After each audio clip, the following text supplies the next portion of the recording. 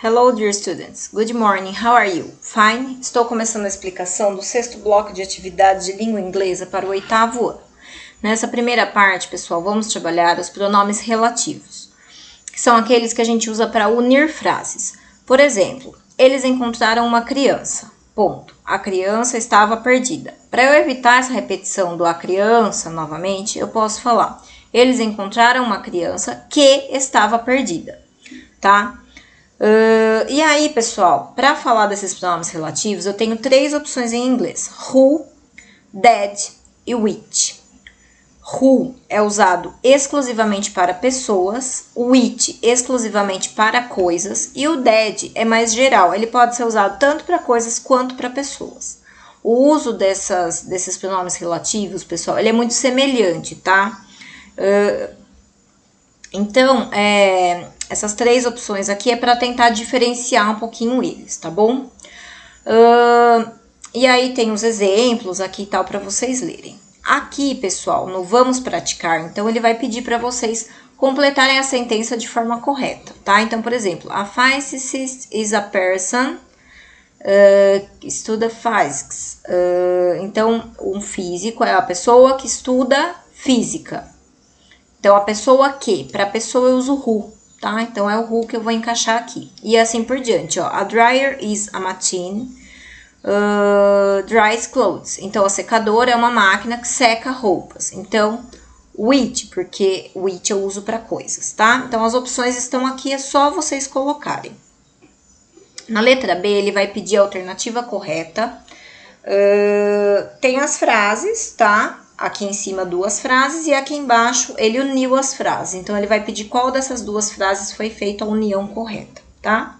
E na letra C, pessoal, ele tem as frases e ele vai pedir para vocês assinalarem se a frase está correta ou incorreta. Prestem atenção sempre, então, na ligação da frase, tá bom? Nesses pronomes, tá? A thief is a person which steals things. Para pessoas, a gente não usa o which, a gente usa who, então já está incorreta, por exemplo, tá? Então, prestem atenção nessas palavrinhas chaves, tudo bem? Aqui, pessoal, ele vai pedir para vocês lerem o texto. Eu vou tentar ler o texto com vocês e ir compilando as informações para facilitar, tá bom? Então, who are your peers? Quem são seus pares? When you were a little kid, your parents usually chose your friends, usually the children they knew and liked. Então, quando você era uma pequena criança, os seus pais geralmente escolhiam seus amigos. Geralmente as crianças que eles conheciam e gostavam.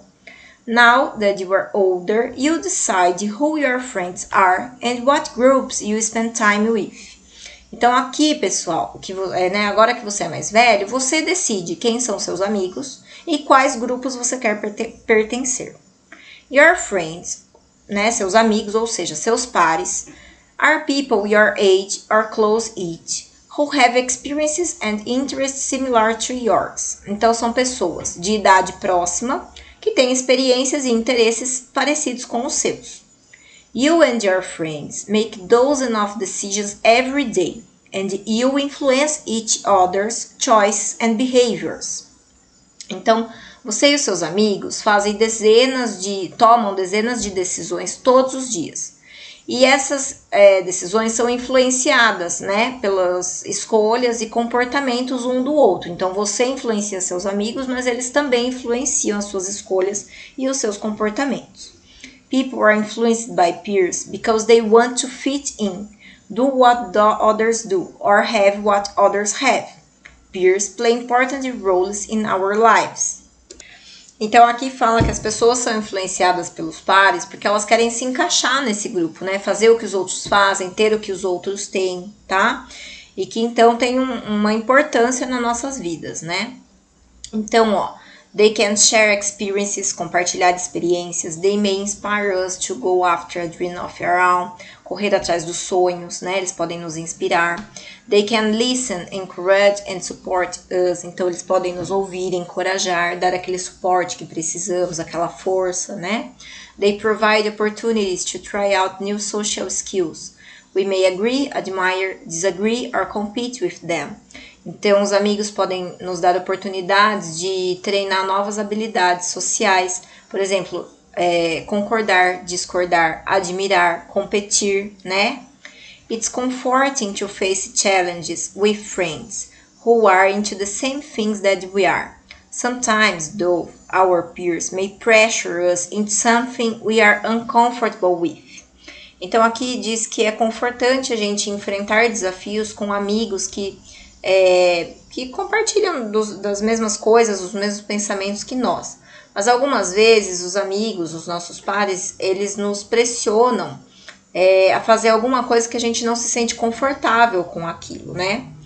People who are unsure of themselves, new to the group, or inexperienced may give in to seek their peers' approval. Então, as pessoas que são inseguras, que são novas num grupo, que não, né, são inexperientes, elas dependem dessa aprovação, né, do outro, na sociedade como um todo, né? E que essa pressão pode ser difícil de resistir. But these situations can be opportunities to figure out what's right for us. Então, essas situações são oportunidades para a gente mostrar o que é certo para nós, o nosso ponto de vista. Então, learn to feel comfortable saying no. Sinta-se confortável, aprenda a dizer não.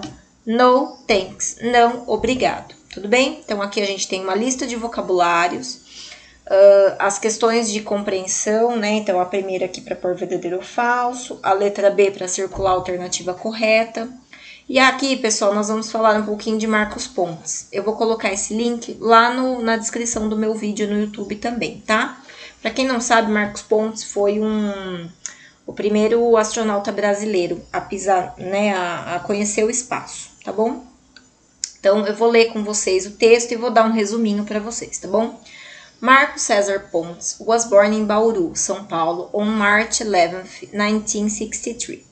He is married and has two children. His recreational interests include weightlifting, soccer, guitar and piano, sketching and watercolor painting. Aqui, pessoal, então tá falando o nome dele, que ele nasceu em Bauru, a data que ele nasceu, que ele é casado e tem 2 filhos, e que os hobbies incluem arremesso de peso, futebol, guitarra, piano, pintura. Quando ele era uma criança, ele gostava de aviões e queria muito ser um piloto. At that time, being an astronaut was an impossible dream. He went to public schools and started his Air Force career em Pirassununga, São Paulo. Então, naquele tempo, se tornar um astronauta era um sonho impossível. Ele sempre frequentou escolas públicas e começou a sua carreira na Força Aérea Brasileira em Pirassununga. He was selected to join the NASA Space Program in June 1998 and was declared a NASA astronaut in December 2000. Tá? Então, ele foi selecionado pelo programa da NASA em junho de 98 e foi declarado como astronauta no ano 2000. Ponte was one of the most experienced jet pilots in the Brazilian Air Force, with more than 2,000 hours in 25 different aircrafts and had the rank of Lieutenant Colonel. Então, ele é um dos pilotos mais experientes, né, da FAB, da Força Aérea Brasileira, e ele tem uma experiência de mais de 2.000 horas de voo em 25 aeronaves diferentes, tá?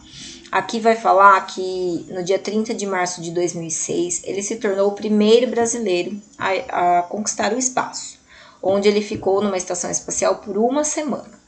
Durante essa viagem, Pontes carried out 8 experiments. Ele, então, né, levou 8 experimentos selecionados pela Agência Espacial Brasileira. He landed em Cazaquistão no dia 8 de abril de 2006, tá? Então, ele pousou, né, no Cazaquistão em 8 de abril de 2006. Aqui tem um outro fragmento de texto que fala da aeronave que ele foi, né, para o espaço, na base russa. Quem foi com ele foram os colegas americanos e russos, e que apesar dele ter problemas com a linguagem, né, com a língua russa, ele sente de ter deixado os amigos que ele fez, né, mas que ele queria ver o green and yellow in space, o verde e amarelo representado lá no espaço, né, o Brasil representado, tá bom? Então aqui, mais uma vez, uma lista de vocabulários e as atividades para vocês colocarem correto ou incorreto, e aqui para colocar a alternativa correta, tá? Todas de assinalar, tudo bem, pessoal? Eu tô falando um pouquinho rápido para o vídeo não ficar muito extenso, tá? Aqui na segunda parte, nós vamos ver uma revisão do Simple Past, pessoal. Então, aqui tem toda a parte de revisão, tá? As formas afirmativas, negativas e interrogativas para vocês consultarem. As regras para os verbos regulares, que são aqueles que a gente coloca ed no final, tá bom? Lembrando que para o tempo passado a gente precisa do auxiliar did nas frases negativas e interrogativas, tudo bem? E também a lista dos verbos irregulares, que são aqueles verbos que não se aplicam à regra do ed, mas que sim mudam a sua forma de escrita. Eu vou disponibilizar esses links lá na descrição do meu vídeo no YouTube também, para que vocês possam assistir e relembrar, tá bom? E aí as alternativas aqui, né, as atividades de gramática daí envolvendo esses verbos no passado, tudo bem? Façam com atenção, leiam com atenção esses resumos, assistam os vídeos que foram disponibilizados e qualquer dúvida eu estou à disposição.